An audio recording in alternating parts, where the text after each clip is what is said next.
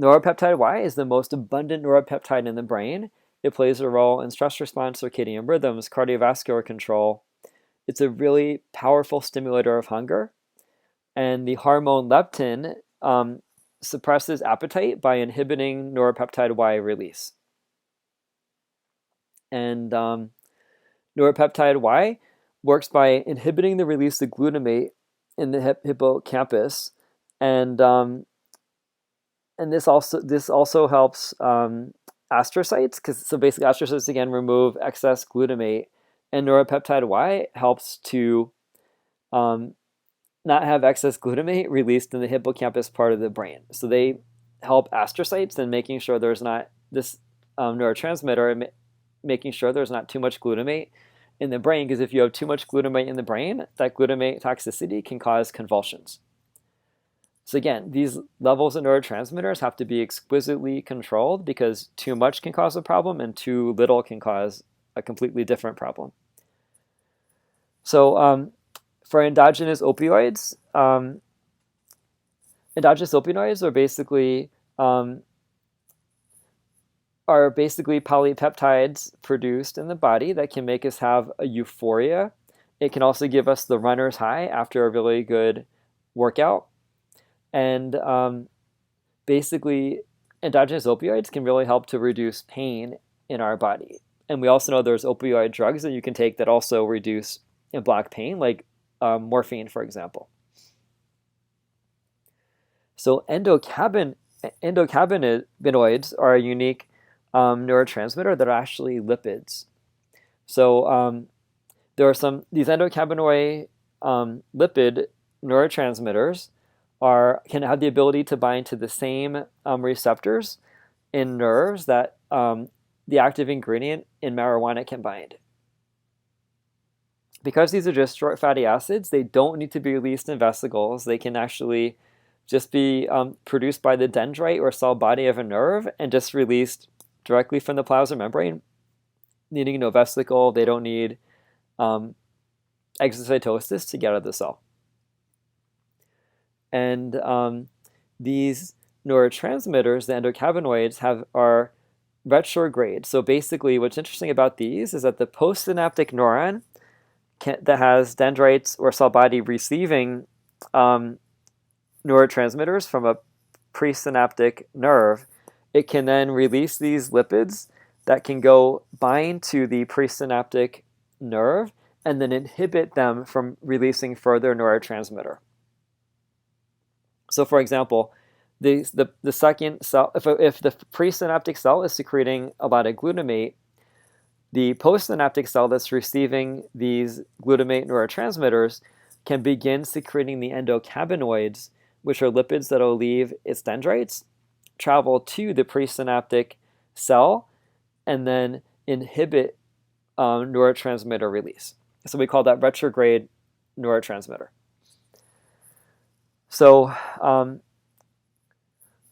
other things they can do is, like, for example, would be to inhibit an inhibitory postsynaptic potential producing neurotransmitter from one neuron, so then a EPSP producing neurotransmitter from another neuron can have a bigger effect.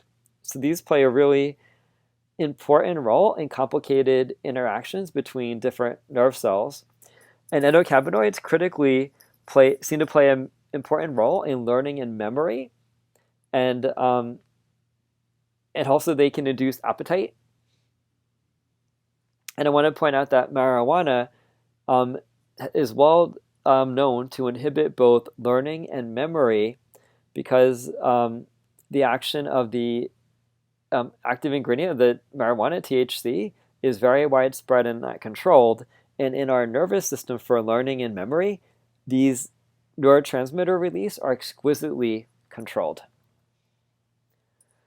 Nitric oxide is a gas, and this, like the endocannabinoids, does not need to be released in a vesicle. A gas doesn't need a vesicle, right, to be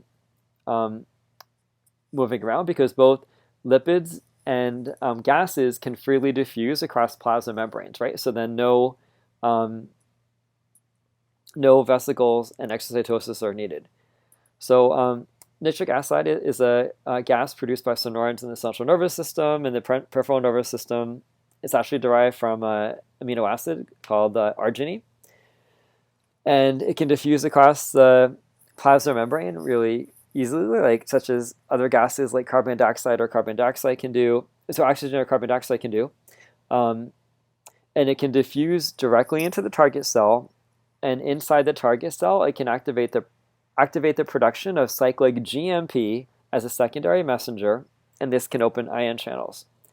And this also, like the endocannabinoids, can also act as a retrograde neurotransmitter. So basically, the postsynaptic nerve can actually secrete nitric oxide to go and inhibit the presynaptic cell from overstimulating it with too much neurotransmitter.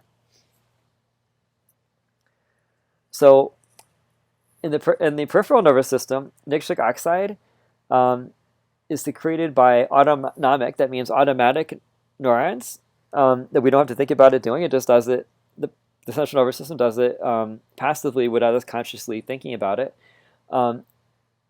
Nitric oxide is secreted by these autonomic nerves into cells in the digestive tract, respiratory passages, and penis, causing muscle relaxation.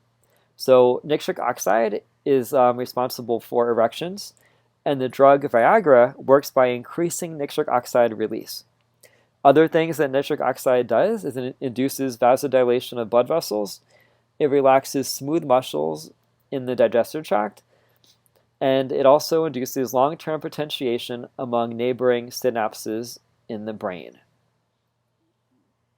Long-term potentiation is where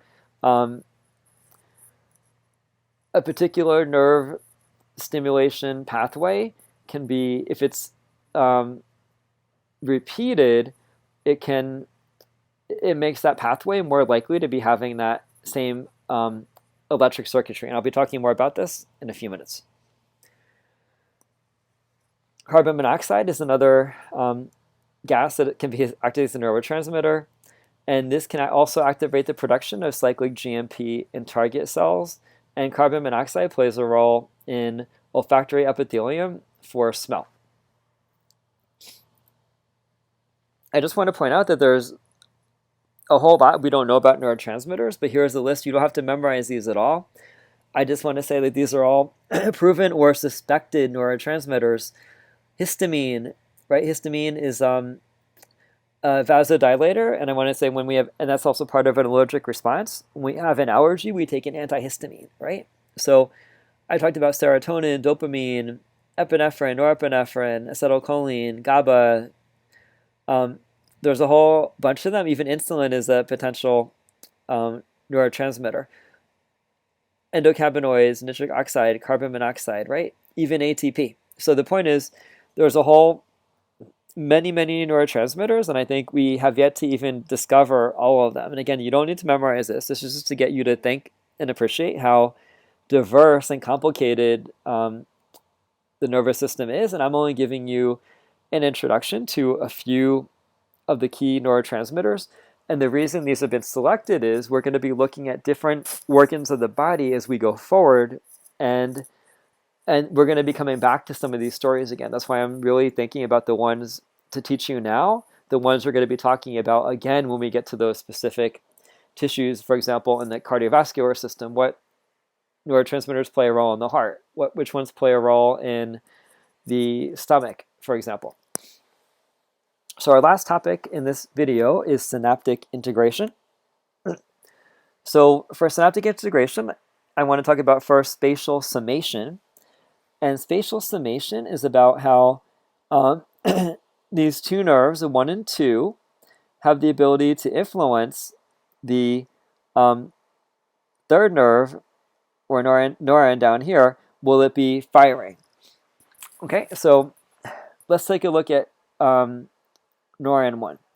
So neuron 1 can be releasing a neurotransmitter that could be impacting this third nerve cell, right?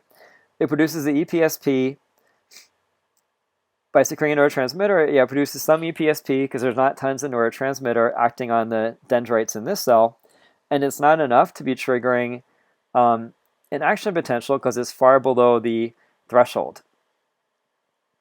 So let's look at neuron 2. So we know that neuron 1 can release this much with this neurotransmitter.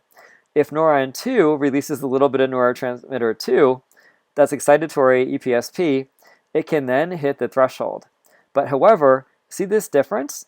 If the second nerve was only by itself and secreting that, it would not be enough to hit the threshold. So basically, we call it additive or summing, because it's if you add together this EPSP produced by neuron 1 and the EPSP produced by neuron 2, they together can be enough to make the membrane potential on the axonal hillock enough to trigger an action potential in this third neuron. And this is really summation. It means it's additive, it's summing, making a sum, because the membrane potential is going to be determined from all the EPSPs that are happening simultaneously in this neuron over here. So for synaptic plasticity and the long-term potentiation, which I mentioned, basically if we have repeated use of a neuronal pathway, that can strengthen or reduce synaptic transmission in that pathway. So basically for the long-term potentiation, if a pathway is repeatedly stimulated, it enhances its excitability, and this happens for a memory. So if you okay, so let's take human physiology, for example, right? So if you watch this video, then you study the PowerPoint presentation, and then if you read the book, each one of those is exercising that pathway in the brain, that neuronal pathway that is happening from neurotransmitters being fired, right? So every time you review, for example, studying the nervous system in human physiology, you are getting your long-term potentiation to be occurring because you're exercising that neuronal pathway to have enhanced excitability. So then when you're taking a test, for example, it's going to be easier to remember the material because you've been exercising that thought pathway.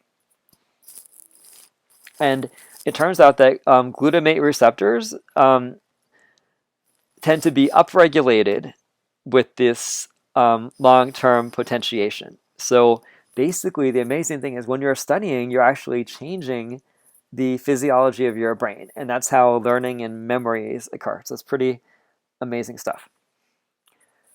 And the more frequently you review something, the stronger that that synaptic transmission will be for you accessing it in the future.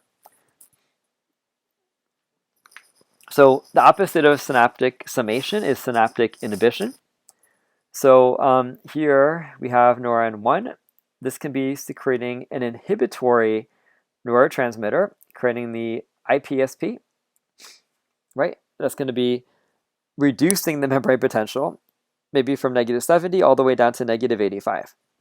Let's say if nerve 2 is going to be secreting an excitatory neurotransmitter to produce an EPSP. Now, if there was only a neuron 2 without neuron 1 secreting inhibitory neurotransmitter, let's say you're starting at -70, you could see that this would be neuron 2 could actually hit the threshold of -55 and lead to an action potential happening in the third neuron. Because neuron number 1 produced an IPSP, inhibitory postsynaptic potential, the membrane potential went more negative, and therefore the EPSP produced by the second neuron was not enough to hit the threshold for an action potential, and this is synaptic inhibition. So the point is, all these cells, these neurons in our body could be receiving EPSPs from one neuron and IPSP from another, and it's really the integration of all these signals that'll determine will this particular neuron have an action potential.